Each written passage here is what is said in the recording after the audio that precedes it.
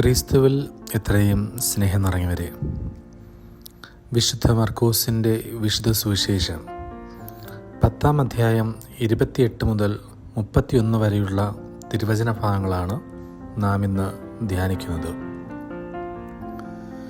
സുവിശേഷത്തിൽ പത്രോസ് യേശുവിനോട് പറയുന്നു, ഇതാ ഞങ്ങൾ എല്ലാം ഉപേക്ഷിച്ച് നിന്നെ അനുഗമിച്ചിരിക്കുന്നു.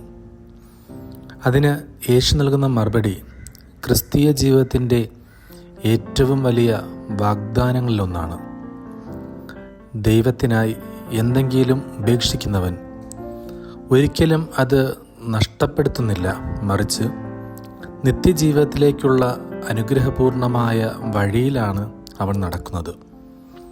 ഈ വചനഭാഗം നമ്മെ പഠിപ്പിക്കുന്നത് ക്രിസ്തുവിനെ അനുഗമിക്കുക എന്നത് ഒരു നഷ്ടജീവിതമല്ല, മറിച്ച് അനുഗ്രഹത്തിൻ്റെ പുതിയ ആരംഭമാണെന്ന സത്യമാണ്. മനുഷ്യർ പലപ്പോഴും ചിന്തിക്കുന്നു, ദൈവത്തിനായി ഞാൻ ചിലത് വിട്ടുകൊടുത്താൽ എനിക്ക് എന്താണ് കിട്ടുക? എന്നാൽ യേശു വളരെ വ്യക്തമായി പറയുന്നു, ദൈവത്തിനും സുവിശേഷത്തിനും വേണ്ടി വീട്, സഹോദരങ്ങൾ, മാതാപിതാക്കൾ, ബന്ധങ്ങൾ, സ്വത്ത് എന്നിവ ഉപേക്ഷിക്കുന്നവർക്ക് ഈ ലോകത്ത് തന്നെ 100 ഇരട്ടി അനുഗ്രഹവും വരാനിരിക്കുന്ന ലോകത്തിൽ നിത്യജീവനും ലഭിക്കും. അതായത് ദൈവം ഒരിക്കലും ആരുടെയും ത്യാഗം മറക്കുകയില്ല. നാം ദൈവത്തിന് ചെയ്യുന്ന ഓരോ ചെറിയ ഉപേക്ഷണവും ദൈവത്തിൻ്റെ കണ്ണിൽ വിലയേറിയതാണ്. ഇന്നത്തെ ലോകത്തിൽ പലരും യേശുവിനെ പിന്തുടരുവാൻ മടിക്കുന്നു. കാരണം ക്രിസ്തീയ ജീവിതം ചിലപ്പോൾ സുഖങ്ങൾ ഉപേക്ഷിക്കേണ്ട ജീവിതമാണ്. ചിലർ സത്യത്തിന് വേണ്ടി സൗഹൃദങ്ങൾ നഷ്ടപ്പെടുന്നു. ചിലർ വിശ്വാസത്തിന് വേണ്ടി പരിഹാസം സഹിക്കുന്നു. ചിലർ കുടുംബത്തിനുള്ളിൽ പോലും ഒറ്റപ്പെടുന്നു. എന്നാൽ യേശു പറയുന്നു, ഭയപ്പെടേണ്ട, ഞാൻ നിനക്കായി ഒരുക്കിയിരിക്കുന്നത് നീ നഷ്ടപ്പെടുത്തിയതിനേക്കാൾ മഹത്തായതാണ്. ദൈവം നൽകുന്ന സമാധാനവും സന്തോഷവും ലോകത്തിലെ യാതൊരു സമ്പത്തിനും നൽകാൻ കഴിയുകയില്ല. ഈ വചനഭാഗത്തിൽ മറ്റൊരു വലിയ സന്ദേശവുമുണ്ട്. പിൻപന്മാർ മുമ്പന്മാരും മുമ്പന്മാർ പിൻപന്മാരുമാകും. ലോകം മഹത്വം കാണുന്നത് പണം, അധികാരം, പ്രശസ്തി എന്നിവയിലാണ്. എന്നാൽ ദൈവരാജ്യത്തിൽ വിനയവും സ്നേഹവും ത്യാഗവുമാണ് മഹത്വത്തിൻ്റെ മാനദണ്ഡം. ലോകത്തിൽ വലിയവനായി കണക്കാക്കപ്പെടുന്ന ഒരാൾ ദൈവസന്നിധിയിൽ ശൂന്യനായിരിക്കും. എന്നാൽ ലോകം വിലകൽപ്പിക്കാത്ത ഒരാൾ ദൈവത്തിന് ഏറ്റവും പ്രിയങ്കരനായിരിക്കാം.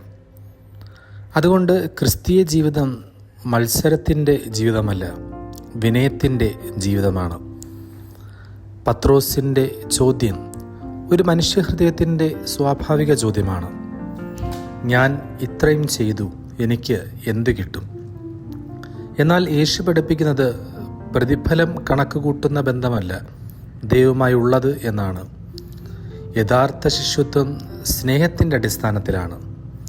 സ്നേഹിക്കുന്നവൻ കണക്ക് കൂട്ടാതെ നൽകും. അമ്മ മകനെ സ്നേഹിക്കുന്നത് പോലെ യഥാർത്ഥ ക്രിസ്ത്യാനി ദൈവത്തെ സ്നേഹിച്ച് തന്നെ സമർപ്പിക്കുന്നു. അപ്പോൾ ദൈവം അവനെ തൻ്റെ അനുഗ്രഹങ്ങളാൽ നിറയ്ക്കും. ഈ വചനഭാഗം നമ്മെ ഒരു ആത്മപരിശോധനയിലേക്ക് നയിക്കുന്നു. യേശുവിനെ അനുഗമിക്കാൻ ഞാൻ എന്താണ് ഉപേക്ഷിക്കാൻ തയ്യാറാകുന്നത്? എൻ്റെ അഹങ്കാരം, സ്വാർത്ഥത, പാപശീലങ്ങൾ, ക്ഷമിക്കാത്ത മനസ്സ്, ഇവയെല്ലാം ഉപേക്ഷിക്കാതെ യഥാർത്ഥ ശിഷ്യത്വം സാധ്യമല്ല.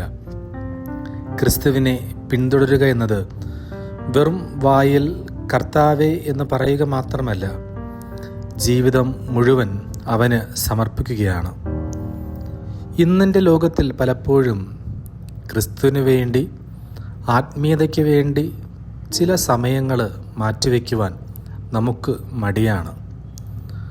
ആത്മീയതയെക്കാളൊക്കെ ഉപരിയായിട്ട് മറ്റ് പല നേട്ടങ്ങൾക്കും പ്രാധാന്യം നൽകുമ്പോൾ ആത്മീയതയെ മറന്നുകൊണ്ടുപോലും അതിൻ്റേതായ നേട്ടങ്ങൾക്ക് വേണ്ടി ഇന്ന് മനുഷ്യൻ ഓടുവാൻ സമയം ചിലവഴിക്കുന്നു എന്നുള്ളതാണ്. ഈ വചനഭാഗം നമ്മെ പ്രത്യാശയിലേക്ക് വിളിക്കുന്നു. നാം ദൈവത്തിന് വേണ്ടി സഹിക്കുന്ന ഓരോ വേദനയും ദൈവം കാണുന്നുണ്ട്.